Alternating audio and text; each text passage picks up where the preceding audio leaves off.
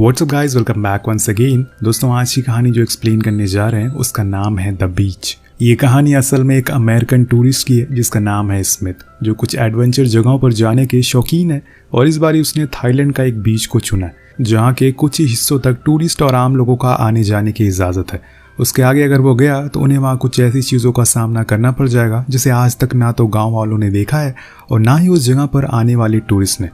कोई उसके बारे में नहीं जानता। खैर, अब स्मिथ उस जगह पर पहुंचता है, लेकिन किसी आलीशान फ्लाइट से नहीं बल्कि एक आम आदमी की तरह, लोकल की तरह। उसे ऐसे ही ट्रैवल करना पसंद है।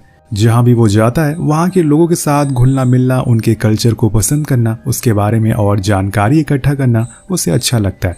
इसीलिए वो यहाँ पर आया है क्योंकि उसने इसी बीच के बारे में बहुत कुछ सुना है। शाम ढलने के बाद अपने होटल में जाता है, लेकिन वहाँ उसे गेट खोल नहीं रहा था, इसलिए वो कोशिश करता है। तभी एक लड़की आती है जिसका नाम था एली। अब स्मिथ उसे देखकर उसकी खूबसूरती में खो जाता है और यहाँ एली उसका गेट को खोल देती है, लेकिन वो उसके आगे कुछ और सोच पाता कि तभी वहाँ उसका बॉयफ्रेंड जॉनी आ जाता है। ये देखकर उसका दिल टूट जाता है और उसी टूटे हुए दिल को लेकर वो सीने चला जाता है। लेकिन न जाने कहाँ से एक आदमी उसकी ऊपर वाली खिड़की को खोलकर उसमें से झांकने लगता है। दरअसल वो उसे सिगरेट मांग रहा था, लेकिन स्मिथ गुस्से में मना कर देता है। तो वो आदमी कहता है कि गुस्सा मत करो, मैं तुम्हें कुछ बताने यहाँ पर आया हूँ।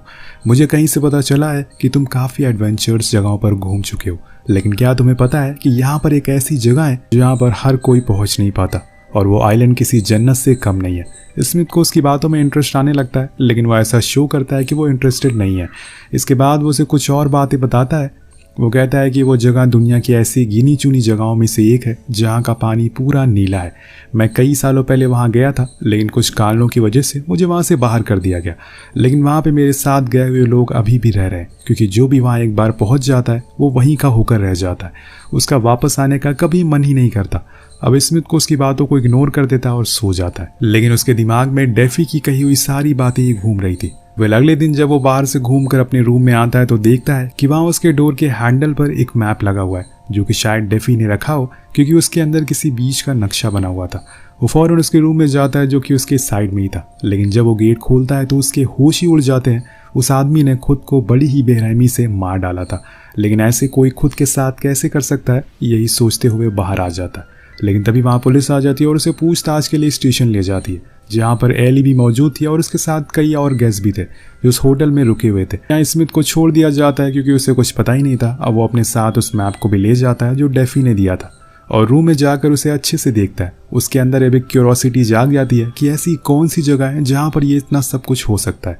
उसे एक बार तो ऐसी जगह ज़रूर जाना चाहिए, पर वो अकेले वहाँ जा नहीं सकता। इसलिए वो एली और उसका बॉयफ्रेंड जॉनी को अप्रोच करता है और उसे भी वही बातें बताता है उस आइलैंड के बारे में जो उस रात डेफी ने उसे बताई थी, और उसमें कुछ और चीज़ों को ऐड कर देता है जिससे कि वो दोनों मान जाए। उसकी बातें सुनकर वो दोनों तुरंत ही मान जाते हैं, पर इस जगह के बारे में स्मिथ ज़्यादा कुछ नहीं जानता। इसलिए वो जॉनी से कहता है कि तुम ट्रांसपोर्टेशन को देख लो, बाकी मैं संभाल लूँगा।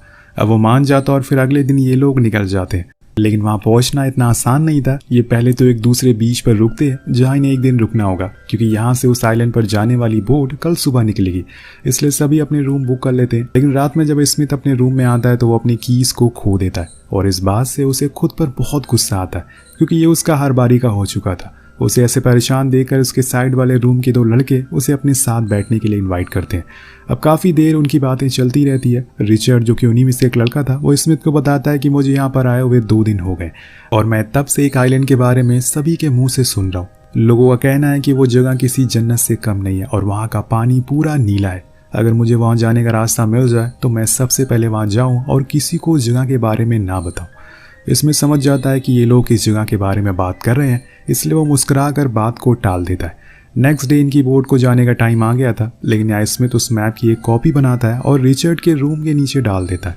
उसने ऐसा इसलिए किया ताकि किसी को पता रहे कि वो लोग कहाँ जा रहे हैं, और अगर वो दोनों भी वहाँ आना चाहें तो आ सकते, पर अपनी जिम्मेदारी पे आए, क्योंकि उसके पास इतने पैसे नहीं है कि वो औरों को वहाँ ले जा सकता है। अब ये तीनों उस आइलैंड के पास में ही एक बीच पर उतर जाते हैं, क्योंकि कोई भी बोट वहाँ जाने को राजी नहीं थी। लेकिन इन्हें दिक्कत लेने की ज़रूरत नहीं है, क्योंकि वो जगह यहाँ से बस 1 किलोमीटर की दूरी पर है। इसलिए तीनों डिसाइड करते हैं कि ये स्विम करके वहाँ तक जाएंगे, जिसके लिए इन्होंने लाइफ जैकेट पहन ली थी। और अब ये निकल पड़ते हैं, लेकिन इन्हें जिस जगह पर जाना है वो अभी थोड़ी दूरी पर है, और उससे पहले इनका सामना घनी झाड़ियों से होता है, जिसे काटते पीटते ये लोग एक ऐसी जगह पहुँच जाते हैं जिसे देखकर इनकी आंखें खुली की खुली रह जाती है। वहाँ असल में गांजे की खेती हो रही थी। स्मिथ की नज़र वहाँ पर बैठे एक पालतू बंदर पर पड़ती है जिसके नीचे उसका मालिक बैठा हुआ था। अब वो उसके हाथ में बंदूक भी देखता है। वो बंदर इन लोगों को देख लेता है, इसलिए वो अपने मालिक को उठा देता है, लेकिन स्मिथ फौरन उन दोनों को लेकर खेत में छुप जाता है। इससे पहले कि वो आदमी नहीं देख पाता, लेकिन थोड़ी देर में वो आदमी ने देख लेता है और अपने और आदमियों को बुला लेता है। इसलिए अब ये फौरन वहाँ से तेजी से भागना शुरू कर देते हैं, लेकिन इन्हें लेट कर ही भागना होगा क्योंकि अगर ये खड़े हुए तो वो इन्हें गोली मार देंगे। अब थोड़ी दूर भागने के बाद आखिर में इनका रास्ता खत्म हो जाता है क्योंकि सामने एक बहुत ही बड़ा झरना था जिसमें कूदने का मतलब था मौत, क्योंकि इन तीनों को उसकी गहराई का कोई अंदाजा नहीं था। अगर ये कूद गया और नीचे पानी कम हुआ, फिर नीचे सतह पर पत्थर हुआ, तो ये वहीं मारे जाएंगे। अब जॉनी को डर लगने लग जाता है कि कहीं वो लोग उसे मार ना दे, इसलिए वो स्मिथ पर गुस्सा करना शुरू कर देता है। लेकिन तभी पीछे से एली आकर पानी में कूद जाती है, जिसके बाद ये दोनों बारी बारी छलांग लगाते हैं और उन्हें कुछ नहीं होता क्योंकि पानी की गहराई बहुत ज़्यादा थी।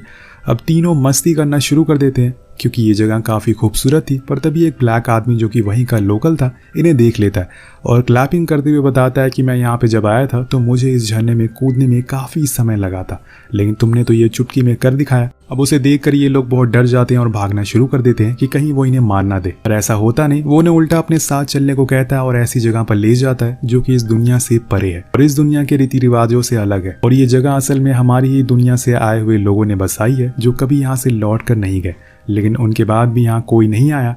और यही इस जगह की खासियत है। यहाँ पे चारों ओर बहुत सुकून है। लोग बिना किसी बिजली, कार पॉल्यूशन, इंटरनेट के रह रहे हैं। बस उन्हें अपने पेट पालने के लिए और अपने बच्चों को खिलाने के लिए काम करना पड़ता है, इसलिए वो इस जगह पर गांजे की खेती करते हैं और उसे ही बेचकर अपना पेट भरते हैं। अब यहाँ वो आदमी इन तीनों को अपनी सरताज क्लारा के पास लेकर जाता है जो कि एक रशियन है। वो यहाँ पर एक टूरिस्ट के तौर पर आई थी और उसी ने ये जगह बसाई थी। वो इसमें से पूछती है कि तुम्हें इस जगह के बारे में कैसे पता चला, तो वो उसे वही मैप दिखाता है जिसे देखकर वो इसे देने वाले का नाम पूछती है। तो वो डेफी के बारे में बताता है और कहता है कि वो उसके साइड वाले रूम में रहता था और उसने ये मेरे रूम के बाहर छोड़ दिया था, पर जब मैं उसे बात करने के लिए गया तब तक उसने खुदकुशी कर ली।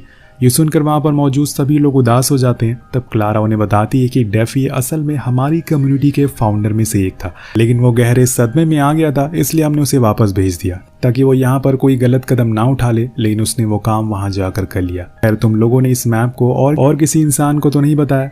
तो तीनों मना करते हैं, पर यहाँ स्मिथ ने तो उन दोनों लोगों को बता दिया था, पर वो इस बारे में इन लोगों से इस बात को छुपाता है। जिसके बाद क्लारा उस मैप को जला देती है और वहाँ सभी लोगों को वार्न करती है कि किसी भी शख्स को इस जगह के बारे में नहीं पता चलना चाहिए, क्योंकि यहाँ पे अगर बाहर के लोग आ गए तो ये जगह बाहरी दुनिया की तरह ही हो जाएगी। इसके बाद स्मिथ और सभी उसके साथ जो आए थे वो उस बीच की खूबसूरती को देखने के लिए चले जाते हैं। उस जगह को देखकर स्मिथ भी मंत्रमुग्ध हो जाता है। वो जगह सच में बहुत खूबसूरत थी। उसने इसे खूबसूरत जगह आज तक पहले कभी नहीं देखी थी। यहाँ का पानी सच में इतना साफ होता है जिसमें आप खुद को देख सकते हैं। इसके बाद ये लोग रात में भी काफ़ी एंजॉय करते हैं। तभी स्मिथ के पास आकर वही आदमी बैठ जाता है और उससे बातें करने लग जाता है। इसी दौरान स्मिथ उससे पूछता है कि तुम लोग अपने सामानों को कैसे लाते हो? तो बताता है कि हर महीने कोई ना कोई जगह से शहर जाता है अपने साथ कुछ गांजे के पौधों को लेकर। वहां जाकर हम उसे बेच देते हैं और उन्हीं पैसों से वो सामान लेकर आते हैं। यानी कि इन्होंने वो खेती इसीलिए कर रखी है। अब यहाँ कई दिन बीत जाते हैं और एक रात स्मिथ एली के पास जाता और उससे बातें करना शुरू कर देता है। वो दोनों बीच पर जाते हैं जहाँ पर स्मिथ उसे इनडायरेक्टली कह देता है कि वो उसे पसंद करने लगा, लेकिन उसे इस बात की उम्मीद नहीं थी कि एली भी हाँ कहेगी कि वो भी उसे पसंद करती है। जिसके बाद दोनों समुद्र में जाते हैं और एंजॉय करते हैं। अब सुबह होने पर जॉनी को इस बारे में पता चल जाता है कि एली स्मिथ के करीब आई थी, इसलिए वो स्मिथ से लड़ाई कर लेता और एली से ब्रेकअप भी। अब यहाँ पर एली अब स्मिथ के साथ ही रहने लग गई थी। धीरे धीरे दिन बीतने लगते हैं और एक दिन दोपहर में बारिश होने लगती है। सभी लोग मछलियां पकड़ने के लिए बारिश रुकने का वेट कर रहे थे, लेकिन तभी स्मिथ समुद्र में कूद जाता है। जब वो ऊपर सतह पर आता है तो वो नोटिस करता है कि सभी लोग उसके पास भागते हुए आ रहे हैं और हाथ हिला रहे हैं। उन्हें देखकर वो कुछ समझ नहीं पाता, पर तभी उसकी नज़र पीछे पड़ती है जहाँ पर एक शार्क उसकी तरफ आ रही थी। उसे देखकर वो डर जाता और भागना शुरू कर देता है, पर आखिर में हार मान जाता है क्योंकि अब शायद उसकी मौत तय है। लेकिन कुछ देर बाद न जाने उसे क्या हो जाता है, वो फिर से हिम्मत बढ़ाता है। जो चाकू उसके पास था वो उसे शार्क को मार देता है। उसकी ये बहादुरी देखकर वहाँ लोग बहुत ही उसकी तारीफ करते हैं, लेकिन एक आदमी कहता है कि जिस शार्क को तुमने मारा है वो सिर्फ एक बच्चा था और अब उसकी माँ ज़रूर यहाँ पर आएगी। लेकिन सभी इस बात को इग्नोर कर देते हैं। लेकिन यहाँ इनके पास एक और दिक्कत आ जाती है। बारिश की वजह से सारे सामान खराब हो गए थे और जो बचे हुए सामान थे वो सड़ गए थे। लेकिन इनकी लीडर कहती है कि मैं स्मिथ के साथ शहर जा रही हूँ और जरूरत का सामान लेने के लिए, इसको जो कुछ भी चाहिए वो स्मिथ को लिखवा दो। सभी लोग एक करके स्मिथ को अपनी चीजें लिखवाने लगते हैं, जैसे कि टूथब्रश, ब्लीच, शर्ट, बैटरी और बहुत सारी चीजें, जिन्हें लेने के लिए वो लोग शहर चले जाते हैं। वहां जाकर स्मिथ एक एक करके सभी चीजों को ले लेता है, लेकिन जब वो जगह खड़े होकर अपने चारों ओर देखता है तो वो समझ जाता है कि वो असल में सच में एक जन्नत से बाहर निकल कर आया है। ये जगह शायद उसके लिए नहीं बनी है। वहाँ के लोगों का सही कहना था कि अगर यहाँ पे और भी लोग आ गए तो ये खूबसूरत जगह भी बाहरी दुनिया की तरह बर्बाद हो जाएगी। अब क्लारा और ये दोनों एक बार में बैठे होते हैं कि तभी वहाँ रिचर्ड और उसके साथ ही लोग आ जाते हैं। ये वही थे जिन्हें स्मिथ ने उस आइलैंड का मैप दिया था।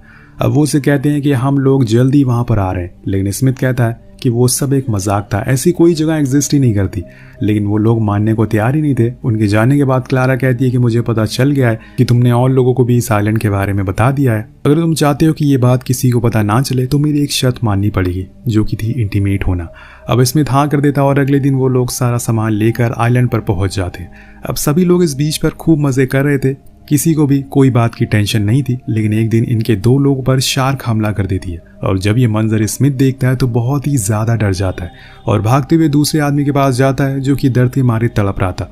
लेकिन उसे बचाने के लिए कोई भी मौजूद वहां नहीं था। जिसके पैर को आधा शार्क ने खा लिया था वो डॉक्टर के पास चलने को कहता है, लेकिन तब तक बहुत देर हो जाएगी और क्लारा चाहती नहीं है कि यहाँ पर कोई डॉक्टर आए और इसीलिए वो उसे कई दिन तक ऐसी छोड़ देती है। वो दर्द के मारे चिल्लाता रहता है। तब जाकर एक आदमी कहता है कि हमें इसे जंगल में छोड़ देना चाहिए, इसकी आवाज़ें हमें और डिमोटिवेट कर रही है, परेशान कर रही है, हमारे हौसलों को तोड़ रही है। अब ये लोग उसे वही जंगल के बीच ले जाकर छोड़ देते हैं। लेकिन ये बात जॉनी को बहुत अजीब लगती है कि ये आदमी एक समय पर हमारा ही साथी था और आज उसे हमारी ज़रूरत है, तो इन लोगों ने उसे जंगल में छोड़ दिया।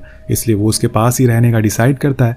अब सुबह में जब स्मिथ सो रहा होता है तब उसे सपने में डेफी की मौत का मंजर आता है। उसके पास अचानक से क्लारा आती है और उसे बीच के साइड में ले जाती है, जहाँ वो उसे दूसरे आइलैंड पर खड़े कुछ लोगों को दिखाती है जिनके हाथ में एक मैप था जिसके बारे में स्मिथ ने ही उन्हें बताया था। अब वो कहता है कि उसने तो बस उन्हें बातों बातों में ऐसे ही मजाक किया था। लेकिन अब क्लारा उसके इस झूठ को पकड़ लेती है और उसे वहीं रुकने को कहती है ताकि जब वो यहाँ पर आए तो वो उन्हें कैसे भी करके यहाँ से वापस भेज सके। अब कई दिन बीत जाते हैं लेकिन अभी तक वो लोग इस एरिया में नहीं आए थे।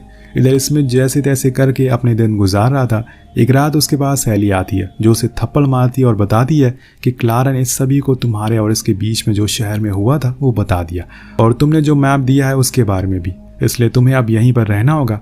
अब यहाँ दोस्तों स्मिथ अकेला पड़ चुका था। वो ना तो अपने लोगों के पास जा सकता था और ना ही शहर की ओर। उसे अब कई अजीब अजीब से विजन आना शुरू हो जाते हैं और वो ऐसे ही जंगल में खुद को एक गेम के अंदर फंसा हुआ पाता है। जब उसे भूख लगती है तो वो कुछ कीड़ों को पकड़कर खा लेता है, पर एक दिन वो देखता है कि वो जो लोग थे वो इस टापू पर आ रहे हैं। तब वो फौरन उनके पास जाता है और उन्हें वार्न करने की कोशिश करता है, लेकिन तब तक वो लोग उस खेत के अंदर घुस गए थे और वैसे ही सेम एक्साइटेड होते हुए जैसे स्मिथ और उसके दोस्त आए थे। लेकिन इनकी किस्मत उतनी अच्छी नहीं थी। इन्हें वो स्मगलर देख लेते हैं। अब वो लड़के इन्हें पैसे देकर आकर्षित करते हैं, लेकिन तभी एक आदमी उन सभी लोगों को गोली मार देता है क्योंकि यहाँ पर किसी को बाहरी इंसान का आना मना था। ये सब स्मिथ देख लेता और वो डर कर भागना शुरू करता है, लेकिन उसे भी एक आदमी देख लेता है और उसके पीछे पड़ जाता है, पर उस तक पहुंच नहीं पाता। अब यहाँ से वो फौरन एली के पास जाता है जो उसे लेकर जॉनी के पास जाती है और उन्हें बताता है कि हमारी वजह से यहाँ पर कई लोग आ रहे हैं। अभी 4 लोग आए थे जिन्हें मार दिया गया है, इसलिए हमें यहाँ से फौरन भागना होगा। अब यहाँ जॉनी उस आदमी को सॉरी बोलता है जो कि यहाँ पर जख्मी था और उसका वहीं दम घोट कर मार देता है ताकि वो कम से कम दर्द से तो ना मरे। जिसके बाद वो तीनों भागना शुरू कर देते हैं, लेकिन इतने में स्मिथ के पीछे से कोई हमला करता है जिससे वो वहीं गिर जाता है। जब उसकी आंख खुलती है तो वो खुद को उसी आइलैंड पर पाता है। उसके सामने वही लोग थे जिसके साथ वो इतने दिन से रह रहा था, लेकिन यहाँ पर वो स्मगलर का लीडर भी होता है। वो कहता है कि अब यहाँ पर और भी लोग आ रहे हैं और हमारी डील हुई थी कि कोई भी नया आदमी यहाँ पर नहीं आएगा। बेसिकली क्लारा ने पहले इस आदमी से डील करी थी कि वो अकेले यहाँ पर रहना चाहती है, लेकिन अब हालात बिगड़ रहे हैं। वो डीलर कहता है कि मैंने तुम्हें मना किया था, लेकिन अब तुम यहाँ से चले जाओ या फिर मेरे हाथों से मारे जाओ। लेकिन यहाँ क्लारा कहती है कि ये सब स्मिथ की वजह से हो रहा है। तो वो लीडर क्लारा को एक बंदूक देता है जिसमें एक ही गोली थी। वो उसे स्मिथ पर चलाने को कहता है, लेकिन यहाँ ये चीज़ के लिए सभी लोग क्लारा को मना करते हैं क्योंकि स्मिथ उन्हीं के बीच का आदमी है, उनका दोस्त है और ऐसे कैसे वो उसे मार सकती है। लेकिन क्लारा को यहाँ पर रहना था क्योंकि यहाँ पर उसकी पावर थी, वो यहाँ की लीडर थी, इसलिए वो गोली चला देती है। लेकिन स्मिथ मरता नहीं क्योंकि वो चेम्बर खाली था जिसका ट्रिगर क्लारा ने प्रेस किया था। अब यहाँ क्लारा की हरकत को देखकर सभी लोग उससे बहुत नाराज हो जाते हैं, नाखुश हो जाते हैं। उनका भरोसा उसके ऊपर से उठ गया था, इसलिए सभी लोग वहाँ से जाने लगते हैं। क्लारा बहुत कोशिश करती है कि वो उन्हें रोक ले, लेकिन वो नहीं रुकने वाले थे और बिना प्रजा के राजा किसी काम का नहीं है। इसलिए क्लारा वहीं बैठकर रोने लगती है। जो शहर उसने बसाया था अब वो उजड़ रहा है। यहाँ सभी लोग अपने सामानों को लेकर शहर आ जाते हैं। 1 साल बाद हम स्मिथ को देखते हैं जो अपनी ज़िंदगी में वापस आ चुका है। एक दिन वो एक साइबर कैफ़े जाता है जहाँ पर उसको एली का मेल आया हुआ था, जिसमें कि एक ग्रुप फ़ोटो थी और उस फोटो में उस आइलैंड के रहने वाले सभी लोग मौजूद थे और सभी बहुत ही ज़्यादा खुश थे। उस फोटो के नीचे लिखा हुआ था पैरेलल यूनिवर्स, यानी कि एक अलग दुनिया जहाँ पर आपको ना इंटरनेट मिलेगा, ना कोई कार, ना कोई टीवी, ना कोई मॉल। बस आपको वहाँ एक चीज़ मिलेगी जो कि है सुकून। असल में इस कहानी में हमें ये 2 दुनिया दिखाने की कोशिश की गई है। तो आप कहाँ रहना पसंद करेंगे, विदाउट इंटरनेट, इलेक्ट्रिसिटी इस आइलैंड पर, या फिर सारी फैसिलिटीज़ के साथ शहर में, पॉल्यूशन वाली दुनिया में? नीचे कमेंट करके ज़रूर बताएगा। मिलते हैं अगली वीडियो में। पीस।